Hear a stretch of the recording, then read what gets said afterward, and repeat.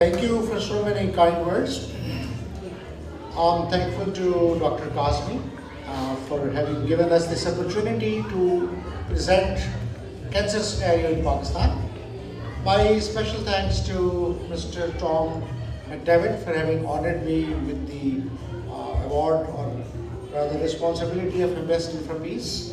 My special thanks to Ghazala Tariq, who's the board member and director admin, who's traveling with me. And my special thanks to each one of you for being here this evening to listen to the cause for which we are contributing today. Well, cancer is a global problem, and every country, every race is affected with it. Unfortunately, cancer is the only disease which is associated with the fear of death at the very time of diagnosis. Cancer is the only disease which affects the whole family. It affects, if the grandpa or father is affected, the whole family goes down. If the child is afflicted with cancer, the whole family gets affected. Unfortunately, cancer is the only disease which is on rise globally. Even according to the AHA, American Heart Association, heart diseases are going down and cardiac diseases are coming up. The cancer is coming up. Even in USA, in 5 states, cancer is the leading cause of death. More so in Pakistan, cancer is on a rise, and in next 10 years, every second family in Pakistan is going to be affected with cancer. That I can discuss in detail. At the moment, in Pakistan, every year, 340,000 new cancer patients are being added. This is a large number. And only 20% of these patients, they get a proper treatment. Majority, an overwhelming majority, 80% of these cancer patients never get to proper treatment facilities. To address this issue, we made a foundation, as you call it in USA. We made a trust with the name of Cancer Care Hospital and Research Center Foundation. Our mission statement is that in this cancer hospital, no patient will be refused at whatever stage the patient may come. And interestingly, what we foresee and what we plan, what we intend is to provide a totally free of cost treatment. This is a big challenge, but this is feasible, this is quite doable. And to achieve this target, our foundation initially purchased a piece of land measuring 27 acres. This is a reasonably sized place for building a hospital and having its future expansion. On that, we started, is there a laser pointer in this? Nope, okay. So with this area, we had a master plan made out by the renowned consultants, and they told us instead of making a huge 400 to 600 bedded hospital, we should go by making small building blocks of 100 beds each. So taking their practical advice, we started with the first block, which is Institute of Palliative Care. I shall be coming to the details later on, and this we started in September 2015. And today it's October 2017, and I'll show you later on, just in 2 years, how much we have achieved. Where is this site? Lahore. This is Cancer Care Hospital and Research Center, Lahore. It's close to Lahore, Raven City. It's 20 kilometers from the Chokar Niaz Bay, those who are familiar with Lahore. So our focus is in Punjab, because health care delivery system in Punjab is a provincial matter now. In Pakistan, it's a provincial matter now. So Punjab has a population of 110 million. This is bigger than the population of Germany and Canada combined. It's a large, huge population there.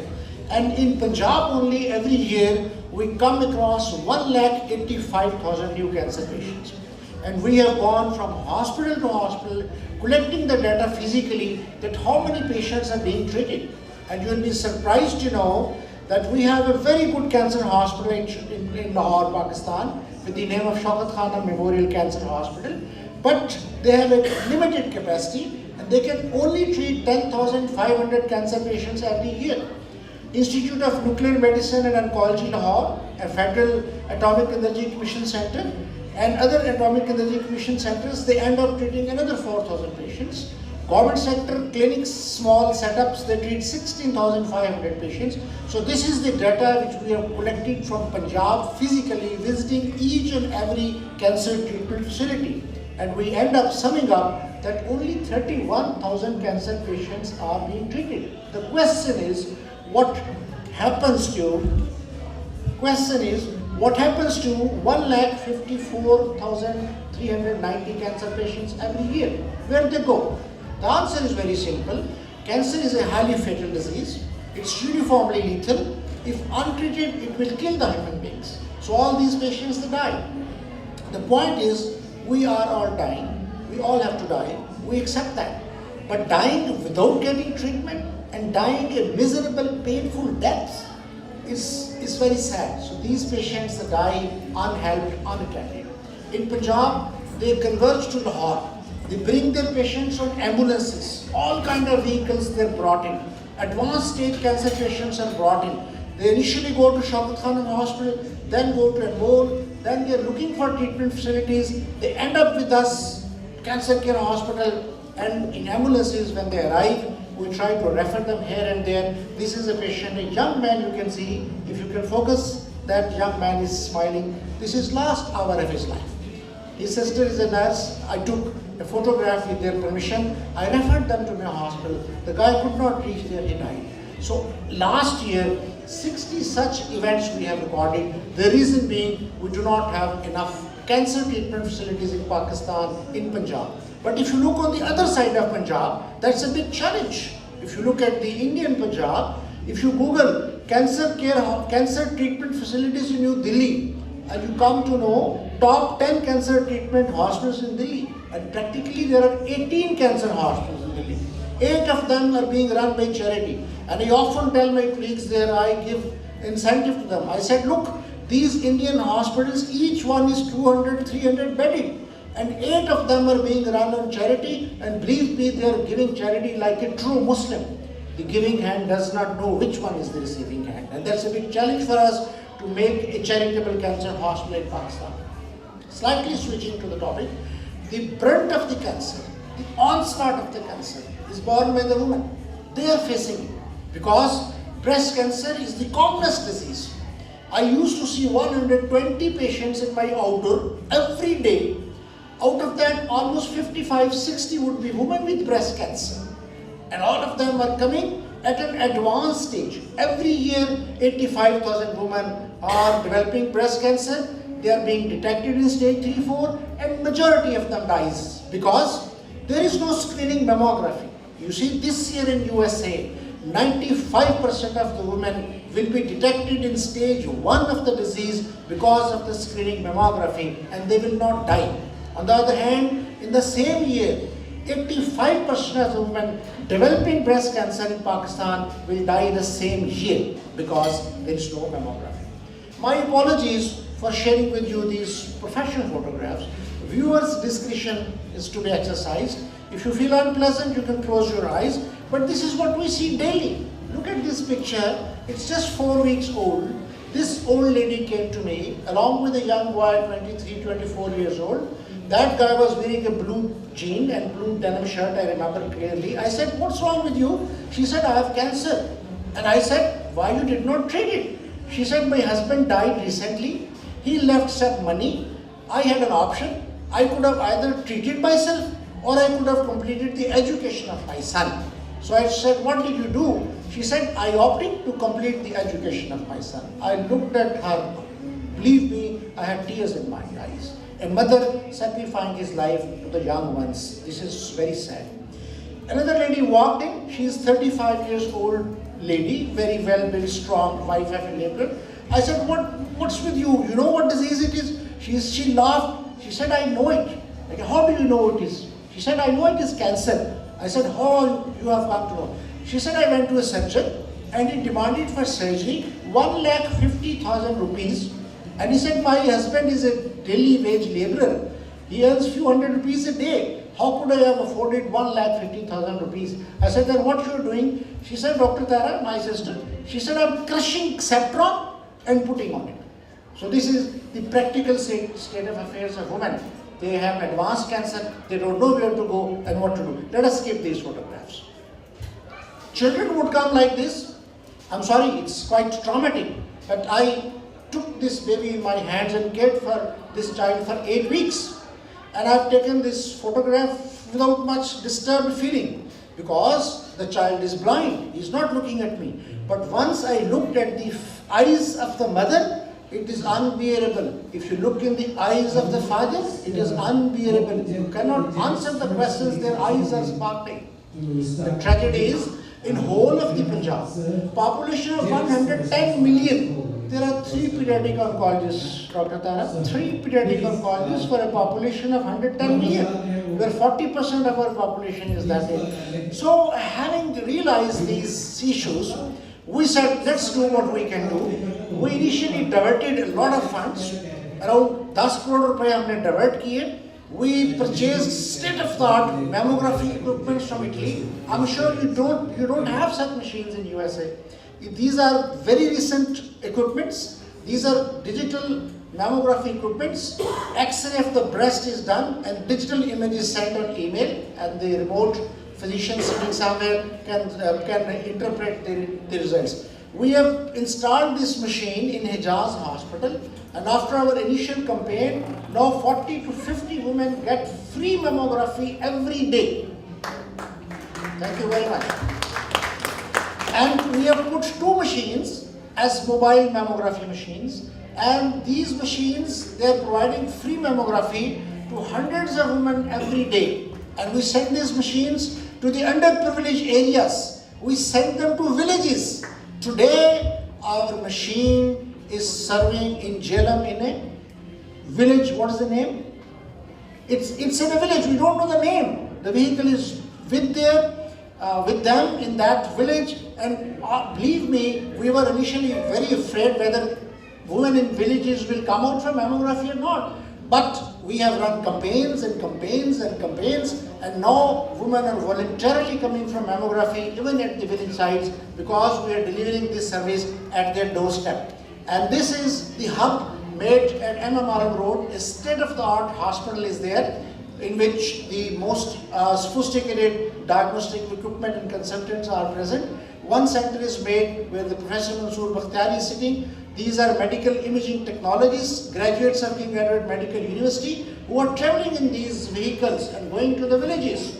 So we are providing state-of-the-art mammography facility for the first time in the 70 years history of Pakistan. And to be honest, we feel very proud and thankful to Almighty Allah that He gave us this opportunity to bring this facility to doorstep of the woman. So on the 5th day, 27 mammographies held in village Daniala Jhelum. Does anyone know where Daniala Jhelum is? Tomorrow it's going again to some other hospital. So we feel very proud and we are thankful to Almighty Allah for having enabled us to provide this free humanitarian service to our underprivileged community. So far, this is in May 2017. Now we have provided free of cost mammography service to more than 12,000 women. And each test costs in Pakistan around 5,000 rupees. So if you multiply, this is the, I think, 5 crore plus rupees service we have provided free of them. And to run these machines, we are spending 2 to 3 million rupees per month. And we have provided biopsy services, and we have detected 51 women with early breast cancer.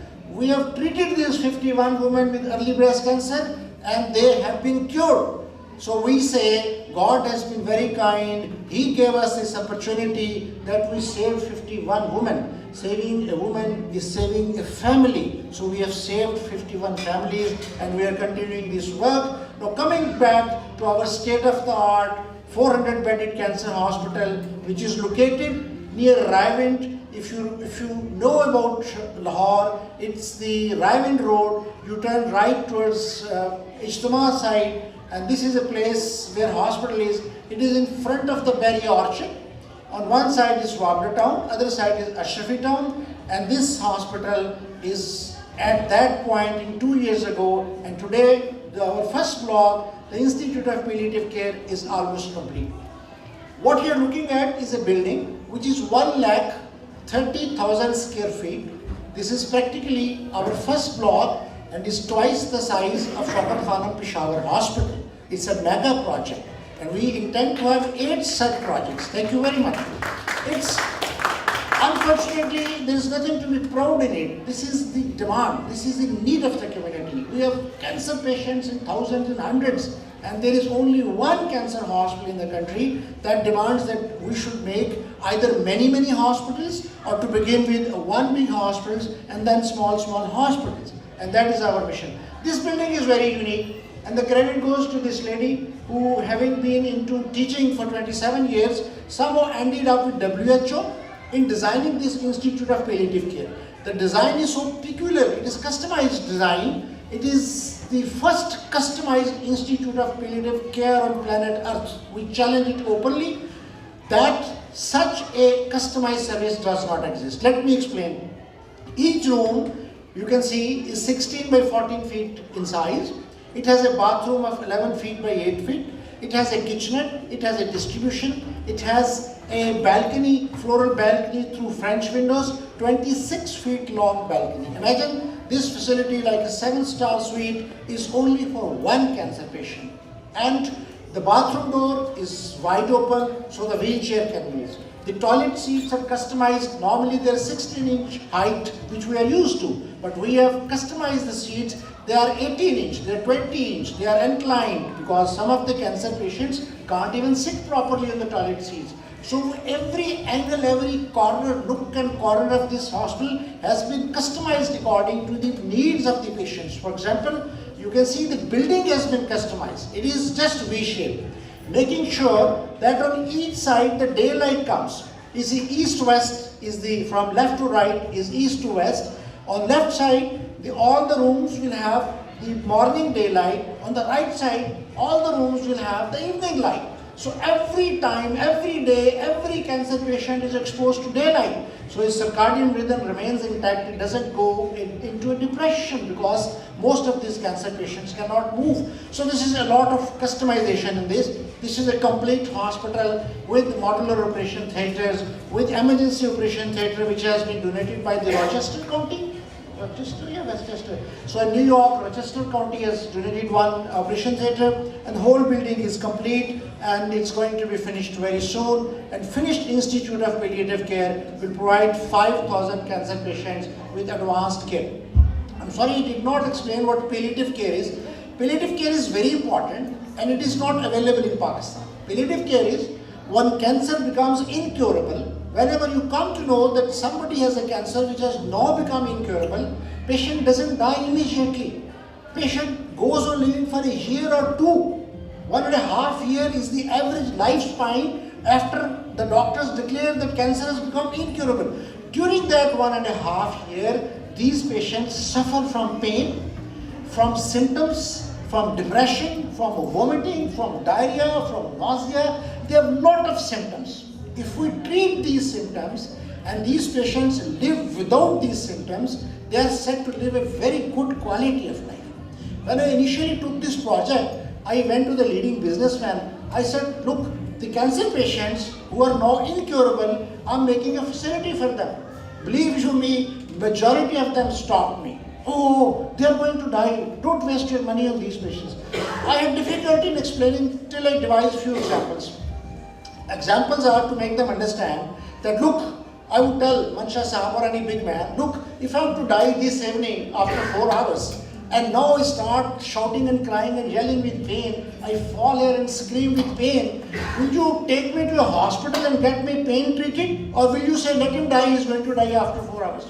So all of you would logically say, yes, we'll take you and treat your pain. So every day is important. If a cancer patient is going to die, why to leave him in agony? So it was a lot difficult to introduce the concept of palliative care, because it was not being taught in the medical curriculum. So as I think the Miami Times published the era for palliative care has come in Pakistan because we led a movement. We convinced people that we should not leave our patients who are dying with pain in cancer. We should comfort them. And we have been very successful in arranging the human resource. This facility is to be run by Dr. Pamela Sutton. She is from Florida, Miami. She is a senior consultant here in USA. She runs the fellowship program for doctors and she trains people in palliative care. She as a WHO consultant has worked and she is our first faculty head, and she has been coming to Pakistan and training our nurses and doctors. This is the first batch of nurses she has trained, and this is the batch of doctors and nurses which have been trained. With her is standing Gilly Burns. She is a consultant palliative care nurse from NHS, and with him is Dr. Riazur Rahman, a worthy board member, son of Justice Hamudur Rahman, a very noble family. He is also trained from Australia in palliative care. So our palliative care team is set.